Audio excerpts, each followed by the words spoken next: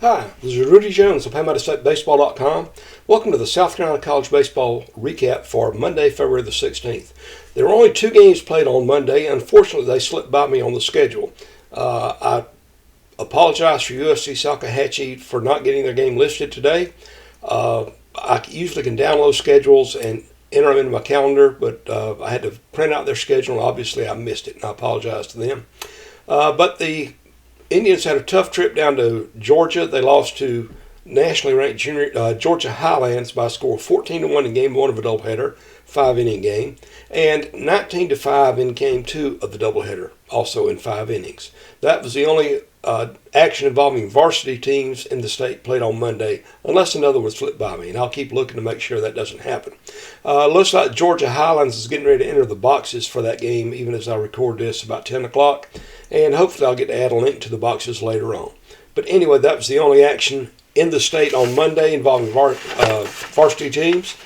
There were some updated rankings put out by the various polls this week in Division1Baseball.com.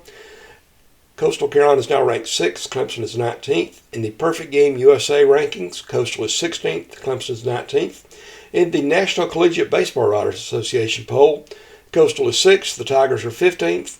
And in the Baseball America poll, Coastal is 11th and Clemson is 18th. The USA Today coaches poll, apparently they won't have another for another week or two at least. The last one is ahead to preseason on February the 2nd.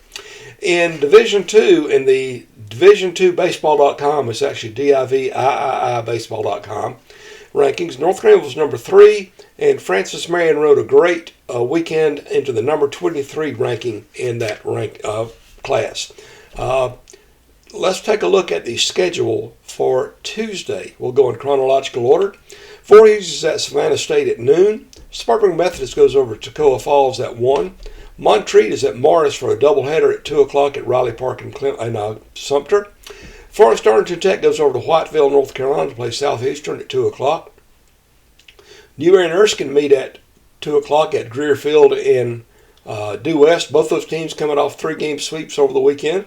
USC Lancaster is at Catawba Valley at 2 o'clock. The Lancers have won 5 straight. Western Carolina is at USC Upstate in the Spartans home opener, 3 o'clock at Cleveland S. Harley Park in Spartanburg.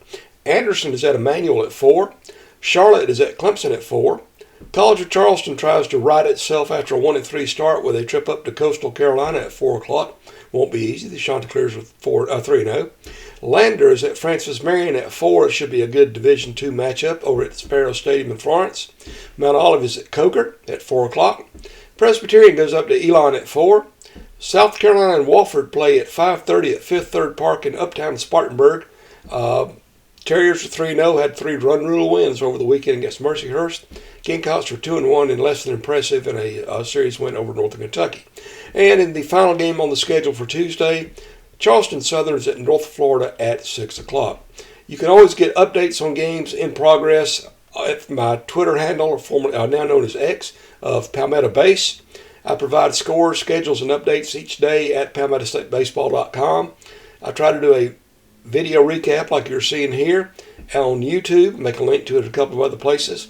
And recently I've created a Palmetto State baseball group on Facebook, and I'd love to have you join that. I want it to be a place where we can discuss college baseball. I don't want it to be just me posting, other folks posting about what they like, don't like, what they think of going on in the college baseball game in South Carolina.